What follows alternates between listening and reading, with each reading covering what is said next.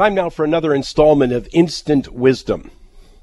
Men versus women, white males versus, well, everyone. Climate change warriors versus deniers, atheists versus Muslims, Christians, Jews, Sikhs, and everyone else who believes in God. Progressives versus deplorables, red states versus blue states. The politics of division have never been more prevalent. It's practiced by leaders on the left and leaders on the right, trying to exploit differences for political gain.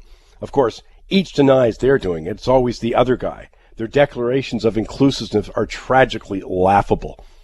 But it's no laughing matter. A celebrated American social psychologist, New York University professor of ethical leadership, Jonathan Haidt, states in this installment of Instant Wisdom, it's a dangerous game because it appeals to our innate tribalism. And the consequences, I think as we're already witnessing, are increased social unrest, even violence. And by the way, Professor Haidt's been named one of the top global thinkers by Foreign Policy magazine, one of the top world thinkers by Prospect magazine, author of the New York Times bestseller, The Righteous Mind, Why Good People Are Divided by Politics and Religion. Here's the clip. So, how is it that people form themselves into tribes? Well, there's lots of interesting research showing that we'll do it at the drop of a hat. So there's a classic study by Henri Tajfel. People come into the lab and they look at a piece of paper and there's dots on it. And he says, how many dots do you think there are? And if you say 800, I don't know. And just randomly he would then say, oh, well, you overestimated, so you go over there. Someone else, you underestimated, you go over there. Just dividing people up by that. Now you have them divide up various rewards or make judgments about each other. That's enough. Anything that puts us here and you there, that's enough. Because our tribal minds are built to pick up anything that matters. And then we like our group. Now, we like our group more than we hate the other group. And this is incredibly important, I think, for what's going on with our issues of diversity and inclusion. The more we ramp up consciousness of groups, the worse off we are. And again, Martin Luther King had it right. You read what he was doing, he's always reaching for the inclusive language. He's always speaking about Americans or humanity. He's using religious language, patriotic language. You've got to focus on what we have in common. So there's at least a bit of sunlight.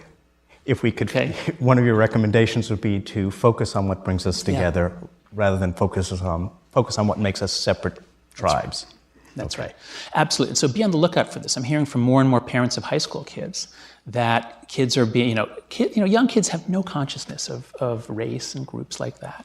But more and more, they're being encouraged to think that way, even in elementary school. So parents, especially if you have kids in private school, look at what the kids are learning. It's quite possible that they are being trained to think more and more about divisions, that their tribal minds are being hyperactivated. One of the big ones I should have included in my list up front there was how they play the class warfare division game.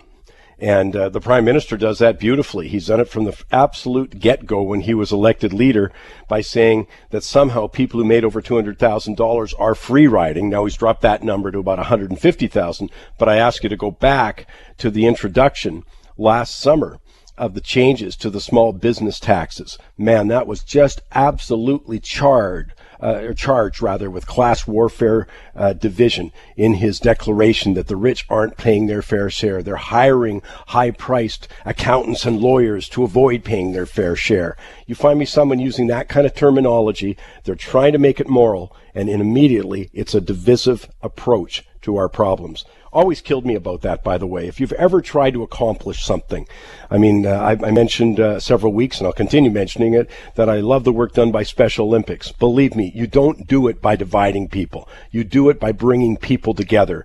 And yet our politicians across the political spectrum love the politics of division. All Jonathan Haidt's pointing out is has severe consequences.